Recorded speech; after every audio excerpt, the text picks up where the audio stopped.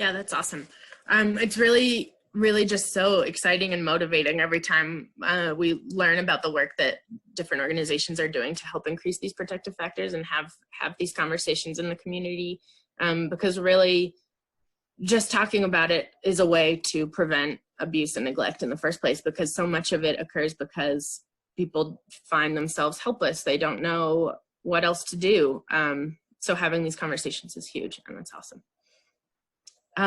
So changing the approach, changing the way that we sort of conceptualize complicated behaviors. When we understand trauma, it's not just about acquiring the knowledge of the trauma itself. It's about shifting the way that we try to understand each other.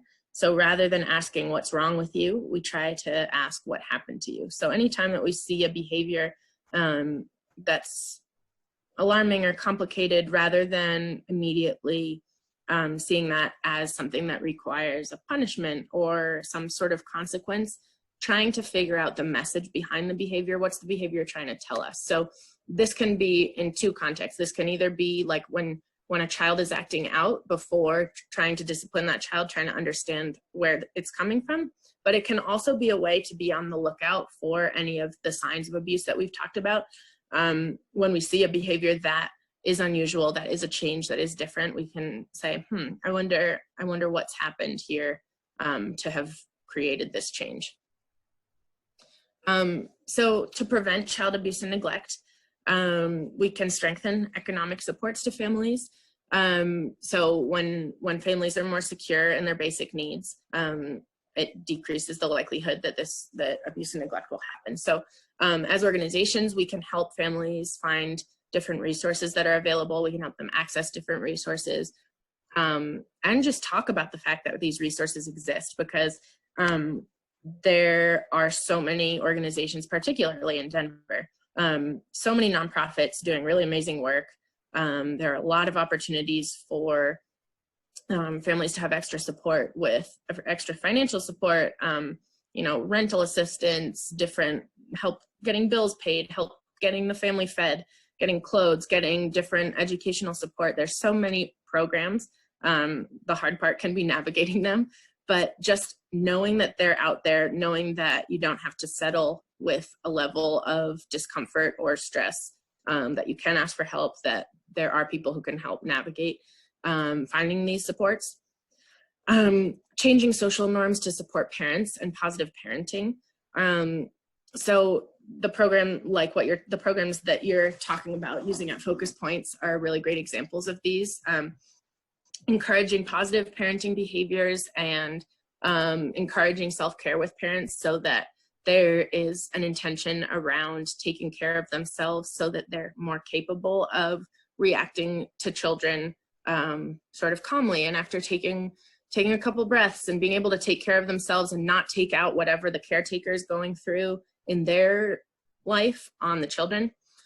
Providing quality care and education in early life, getting kids in preschool as early as possible, and having kids just cared for outside of the home as early as possible. Enhancing parenting skills to promote healthy child development. So this is sort of similar to what I was saying before about positive parenting behaviors, but also just increasing the approach to family relationships and communication skills as well is huge. And then intervening to lessen harms and prevent future risks. So this is where, when we see a problem, we address it. If there's a behavior that's coming up, we ask for support from some sort of therapist or doctor to deal with that. And when we notice signs of abuse, to really try and figure out what's going on, to make a report to social services when we need to, and to try and investigate, just to try to support the families as much as possible and keep the kids safe.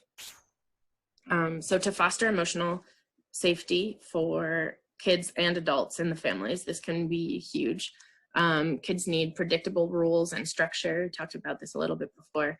Having a relationship-based approach, just increasing the trust between caregivers and children, so that not only there is, the relationship comes first, not only in the discipline. So It's more of a conversation when discipline is happening. It's more of a sort of like mutual respect involved.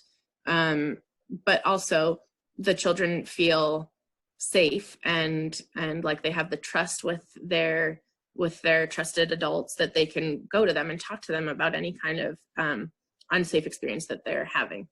Understanding the gap between chronological and developmental age. So if we see that there is a lag in some sense between something that should be happening developmentally given the chronological age of the child, to be on the lookout and start asking for support from a doctor for that. Listening without judgment. This is especially important when children do make a report about something that has happened, to hear the report and to not freak out ourselves. So if a child comes forward about some sort of abuse or neglect, to try and stay as calm as possible while hearing that, try and reassure the child that they did the right thing in coming forward, validating everything that they're talking about and experiencing, and just reassuring them that they've done the right thing and it's not their fault. Structuring choices, so giving kids, within the structure, giving children the option to choose for themselves. Okay, so you have to get your homework done tonight, but you get to choose if you want to do math, science, or social studies first, sort of thing. So there's structure there, but there's also choice and agency. Acknowledging good choices, having there be a time and place to express emotion, and then validating those emotions. And then for caretakers to set an example for respectful behavior. That's really important, like just with the way that adults are interacting amongst themselves and also with the children, setting the example and modeling the behaviors that you want to see in kids. Demonstrating appropriate boundaries and maintaining self-regulation and self-care. So this goes back to caretakers not being able to fully care for their children until they're fully taking care of themselves, and the importance of that. So we have one sort of parenting style that a lot of therapists at DCAC are really trained in and respect. It's a trauma-informed perspective called conscious discipline. So basically this is, it's an evidence-based practice in social emotional learning for use in classrooms and at home. And it's a parenting style that emphasizes the importance of safety, connection, self-regulation, assertive communication, and personal accountability in the use of discipline.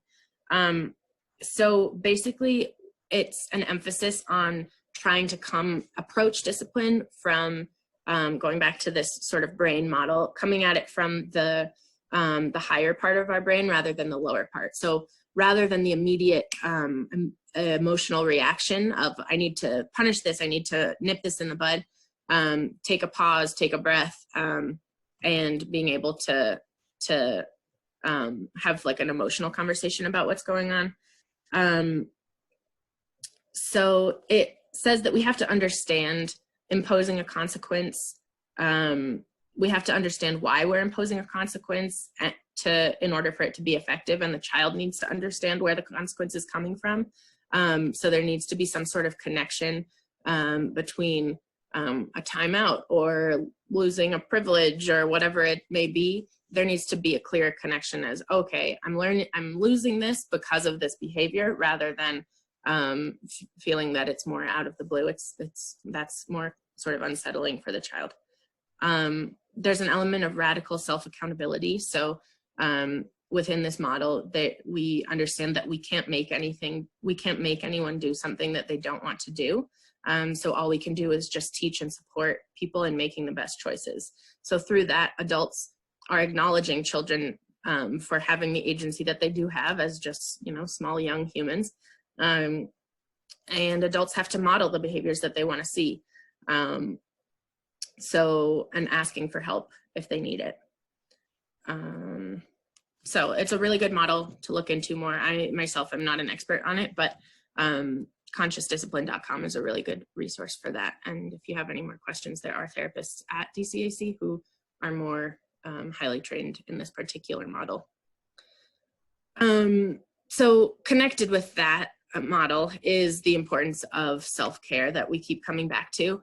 And we have this ABCs of self-care in English, and in the Spanish presentation, it doesn't quite work out as nicely with this little ABC, I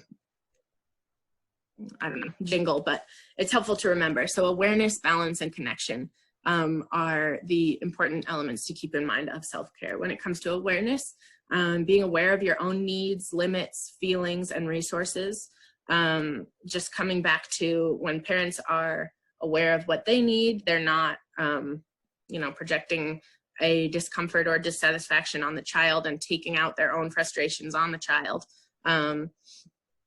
Understanding your limits is an important piece of this as well. Like, parents are human and caretakers, and it's exhausting and it's a lot of work. And when you need a break, you need a break. So take a break and sit down for a minute.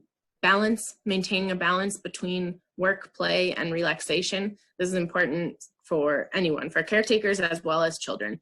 Can't be all work, but it also can't be all play. And so finding ways to fulfill each of these areas is just another really good way to care for the self and therefore for the children. And then connection to oneself, to understanding those internal needs, to other people, and to something bigger. So having that connection of a supportive community, a supportive network of people who you trust. It's important for children when it comes to disclosing abuse, to know that they have that support and connection, but it's also important for caretakers to make sure that they have an outlet outside of the home or in the home with a relationship who's not the child, where they can process, any of the frustrations that come up with parenting. And communication is a huge part of this.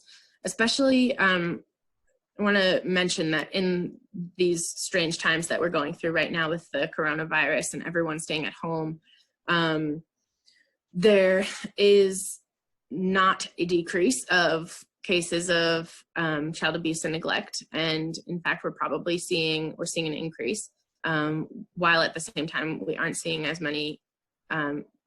We probably aren't seeing as many cases reported as are happening, because so much of the time, it's the schools, it's places of work where where child abuse and neglect is sort of coming into light. So in instances where families are just spending a lot more concentrated time together, we're dealing with a global pandemic. There are a lot of emotions. There's a lot of grief involved in this. There's a lot of stress. Maybe there's some job instability. Maybe people are stressed for any number of very reasonable reasons at this moment. This self-care, these ABCs are more important than ever, because of course, in these moments when your parents are taking on the roles of teachers and therapists, and they're still having to work around the house and work on their relationships and all of the responsibilities that don't stop because of this crisis, children are there, and they're there all the time, and they have a lot of energy, or they don't have enough energy, and we're going to get frustrated with kids. Caretakers are going to get frustrated. And so being able to have a good sense of self, to have a good sense of personal needs, of when you need to stop and take a break, step back, just try and taking a breath before taking any of that frustration out on the children. That's a really important element of this, especially in these times. So why don't children tell when they experience some child abuse or neglect? We do find that it's common for these stories not to come out until years later. In many cases, kids are just too young. They don't have the language to talk about what's happened to them. Maybe they've been bribed to stay quiet. Maybe they're afraid of what will happen if they tell. Maybe they've been threatened. Maybe they want to keep receiving praise from someone who's telling them not to report. Maybe they believe that the abuse is normal because it's all they've known. Maybe they feel guilty. They don't want to get someone in trouble. Any number of these things can contribute to kids not telling when they're experiencing child abuse and neglect. And that's why this is so important to start having conversations about safety with children from a very young age. So just giving kids the language, talking about what the difference between a good secret and a bad secret. You know, like a good secret is, okay, I have a birthday present for someone, right? And I don't want them to know about it. But a bad secret is something that maybe weighs a little heavier on me, doesn't feel so good, something that I need help with. Giving children the language for talking about private body parts and personal space, and safe adults versus unsafe adults, and safe touch versus unsafe touch, and making sure children feel the autonomy and sort of agency and self-worth to be able to say no, and to talk about with a trusted adult something that doesn't feel quite right. So making sure to have these conversations really young is important, just to get that language and that thought process in there. We see a lot of kids who come in having suffered abuse, and they say, well, it was going on and I sort of felt weird about it, but I didn't know what was going on, and I didn't know what was happening. And then once I did know, I was worried to tell my parents because I didn't want them to be mad at me for it being so ongoing and for not telling sooner. So this becomes really complicated, and that's where conversation can be a really powerful tool here. This we sort of mentioned before, just responding to if kids do make a disclosure of child abuse or neglect. It's really important to stay calm and not panic, because when adults panic, that is contagious for children, and then they panic, and it reinforces. If they were feeling afraid of talking about something, it validates that fear. And so just sort of validating all the feelings, being as calm as possible, expressing that you believe the child, what they're telling you, making sure they know that it's not their fault, praising them for telling an adult, and then assessing for safety, trying to figure out if there's any sort of imminent risk or harm to the child that needs to be addressed, letting the child know that they're supported, that they're not alone, and telling the child what you're going to do. So as therapists at DCAC, and you all as well at Focus Points, I've learned, are mandated reporters. So anytime there is a suspected case of child abuse or neglect, and especially if there's a disclosure, we are obligated, mandated by law, to make a report to Child Protective Services. So that is something that I always like to approach with families by like having the conversation. I say this over and over again, just talk about it. But it can be so helpful just to keep families and children in the loop of what you're doing. So if something does come up saying, you know, this is really a terrible thing that's happened to you, and you did the right thing by talking about it, and we really need to make sure that you continue to be safe. So there is someone that I need to let know about this who's just going to check in. And from there, from a professional standpoint, what we can do is we can follow up with the report that we make to see if Child Protective Services is going to open an investigation. Sometimes they don't. And so then we can follow back up with the families and say, you know what, they decided just to screen it. They've added the information to your file, so it's there. If there's an alert in the future, that'll just be like an added sort of alarm to know that there may be something else going on, just to try and keep the kids as safe as possible. So it is very important to make a report, even if there is just sort of some curiosity or wonderings about whether or not something's going on. We say, see it, report it, and stop it. Some of these questions about if something's going on, it's not our job, we say, as therapists, to decide whether or not abuse is happening. It's Child Protective Services. So what we can do is we can call in and say, you know, I'm not entirely sure what's going on here, but this is what I do know. I do see I don't know, I do see a child coming in with bruises that aren't really having consistent stories explained. I do see that the child is coming in and they haven't been bathed in a week, it appears, and just different signs that you are noticing. And then they're the professionals. That's their job to decide whether or not that needs a case to be opened. And then if a case is opened, maybe someone will go and just try and talk to the parents and see what's going on here, because there's always a bigger story than what we see. And so trying to figure out what that story is and how we can give as much support to families as possible. There are a bunch of different options of where you can call. Colorado has a child abuse and neglect hotline, which is this 844-CO for kids number. And then there's just a crisis hotline. The police or the non-emergency police are also good options. They're 24-hour lines, and yeah, great options.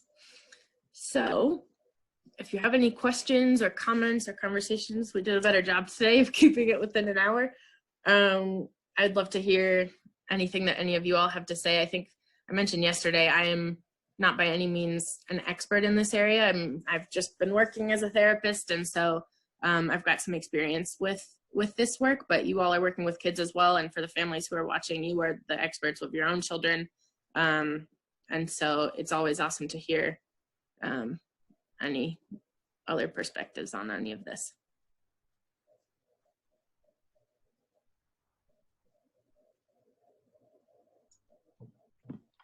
I have a question. So as you mentioned, and as everybody knows, we are mandatory reporters. So my question is, in the scenario that you presented, where you had to report a mom who was, doing some sort of abuse with her child, because that's the way she knew, that's the way she was raised up, growing up. In that type of scenario, that might be, among the families that we visit, is it possible to have a kind of an educational conversation with the family before doing the report, or do we have to report and then, like you said, the experts from Child Protective Services will take it from there? Yeah, that's a good question. That was a really hard situation. It always is. Reporting is always really complicated because you know that it's going to be unsettling for a family, and you know that there's more going on. In this particular case, the mom didn't know what else to do. What happened was, as mandated reporters, we are required to make the report no matter what. So unfortunately, there is no leeway there, just as far as our licensure goes. We could lose our licenses if we don't report and something happens. And it's really terrible that that is what has to control this decision, because it's so much more complicated than that. But within that, what we can do is, when we're talking to the worker at CPS on the hotline, we can emphasize the strengths that the family has going for them. So for example, on that particular call, that was an incident that had happened many years ago, which was still complicated and still something that I had to report, even though it was years prior. So I said, this was years ago. It hasn't happened since. The family is seeking services and support. They're in therapy. They're getting what they need. These are all the things that they have going for them. These are all the ways that they're working on trying to improve.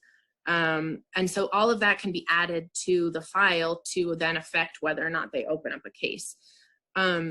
So the conversation, I did have conversation with the mother before reporting. I spoke to the child as she told me.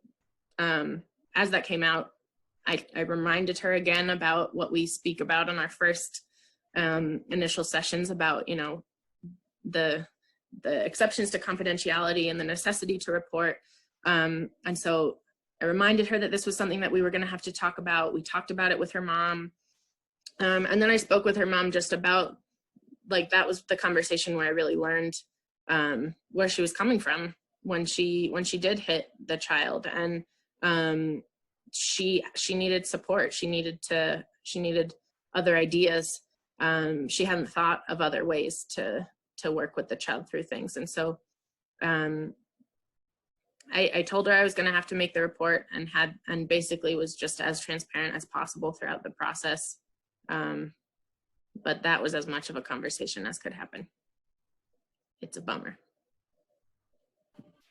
Thank you.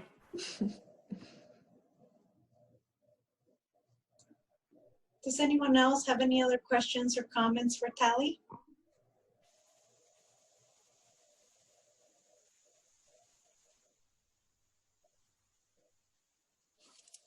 Well, thank you very much again, everybody.